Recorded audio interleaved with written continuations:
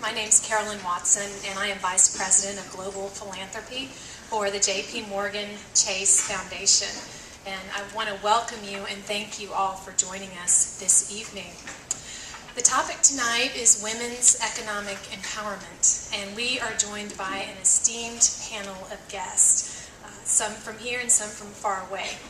First, Connor French, who is CEO of Indigo Africa from New York City, followed by Erica Volman, founder and executive director of Maya Net Institute, and finally Houston's own Quinn Ann McMahon, founder and co-founder and board member of Community Cloth. And you will find their bios in your materials. Before I invite the panelists to give their opening remarks, I'd like to talk a little bit about Chase and a little bit about what brought me here tonight. And first, I want to acknowledge the Chase volunteers. We are joined tonight by our young professionals group who are volunteering. Would you please raise your hand?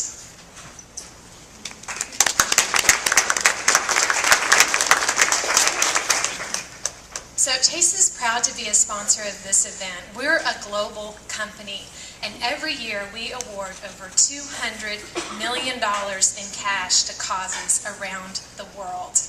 We have $2 million that we award to causes in Houston: education, community development, and arts and culture.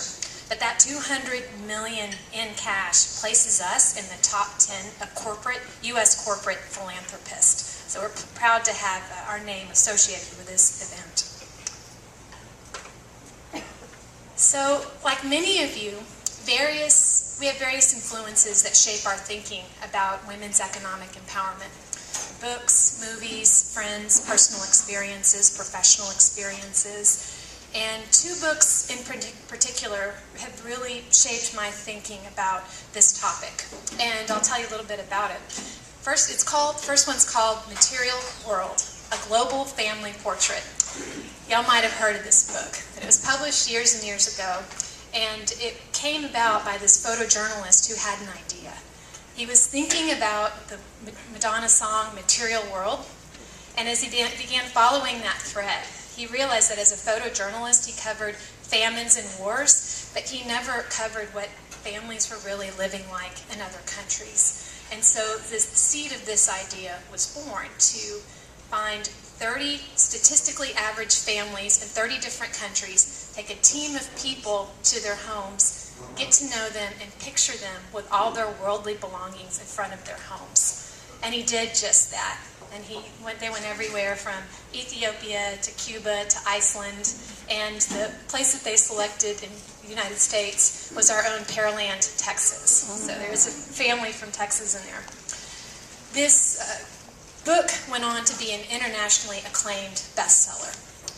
And so as the author Peter was reflecting on the book and its phenomenal success, he realized in doing all these interviews that the women were present but silent. He saw that all the work that they were doing for little or no pay and reaped very few of the benefits. So they decided to go back and tell the women's stories. So they went back to those same 30 countries and interviewed the same people to find out what the women's perspectives were.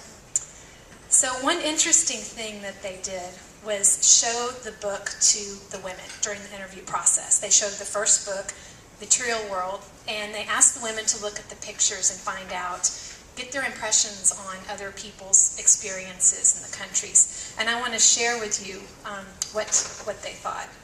So the woman from Haiti, upon seeing the book, said, "I cannot compare my life to the other women in the book. Our lives are so different."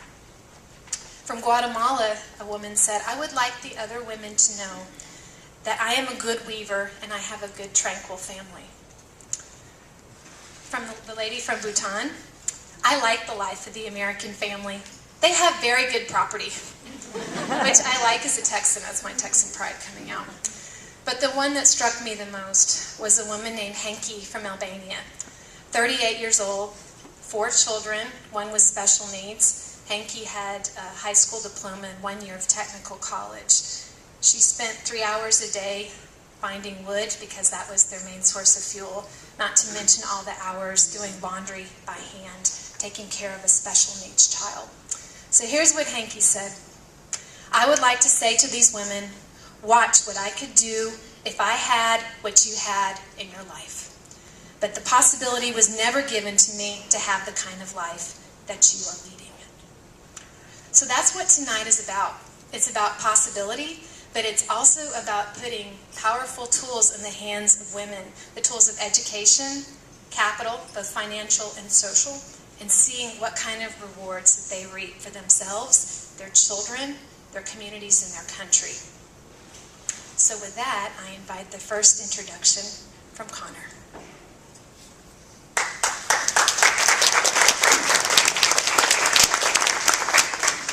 Hi.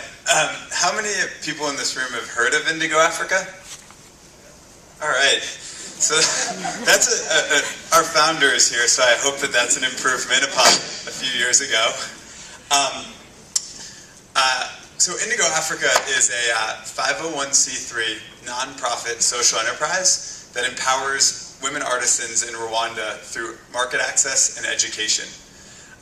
We design and we partner with for-profit cooperatives of women. We design and develop products, primarily jewelry, home decor, and fashion accessories, as the table will demonstrate in the back. And then we connect them to the global marketplace. 100% of the profits are then pooled with donations to fund business skills training to diversify their job skills.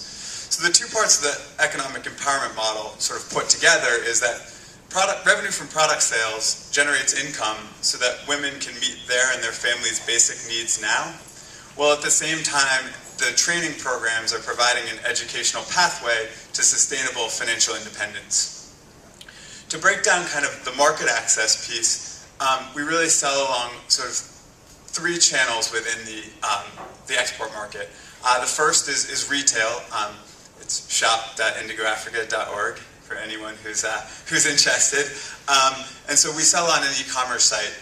We also sell to sort of smaller wholesale clients. In fact, there was one of our first media features was in the Houston Chronicle because they talked about the Houston Holocaust Museum carrying Indigo Africa's products. So we sell at about, between 70 and 100 fair trade boutiques, museum shops, and other wholesale traders.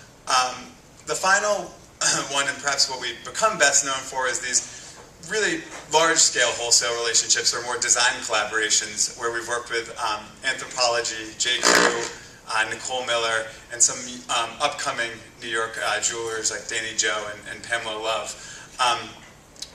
Those relationships are incredibly important for us in terms of being brand-building events, but also in terms of locking in longer-term partners that are willing to commit to higher volumes, which can drive sort of longer. And I can actually. I'm also loud enough to probably carry on. So that's important to sort of link those types of partners that are capable of helping us absorb an inventory and generating a lot of income at once and steadier income than we would be able to as a smaller nonprofit. The second piece is the capacity building training, and that's crucial to developing the long-term skills that these women can then access the global export market as well as local markets on their own without Indigo Africa's assistance.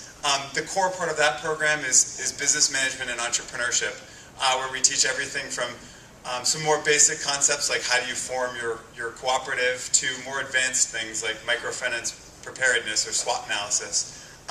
We also teach literacy, both Kinyarwanda, the local language, and English, which is now the national language of the educational system. Finally, we teach technology, in part because that's another way that they can access the global market, the women can access the global marketplace, but also so that they can participate in the global fellowship that's afforded by the internet these days. The last piece I wanted to sort of link is how do, within our model, how do this sort of market-based solution to poverty, how do we marry that with philanthropy, and why is that important? A lot of people have seen, here, more market-based solutions to poverty, and the idea is that, if you can tap into existing markets, that there's a ready source of income for people who are otherwise disconnected. And if you can solve those issues of opportunity and access, then you can provide income for them without having to give it out yourself. This is the sort of trade not aid mantra that people have become fond of. We think that's really important. It'd be very difficult to create an entirely new market, but leveraging sort of consumer consciousness, ethical consumerism, sustainable fashion, an entire generation of people that sort of want to believe in what they wear and what they purchase, that we're able to plug our artisan partners into that existing high-value market, into that consumer goods supply chain, and immediately generate income.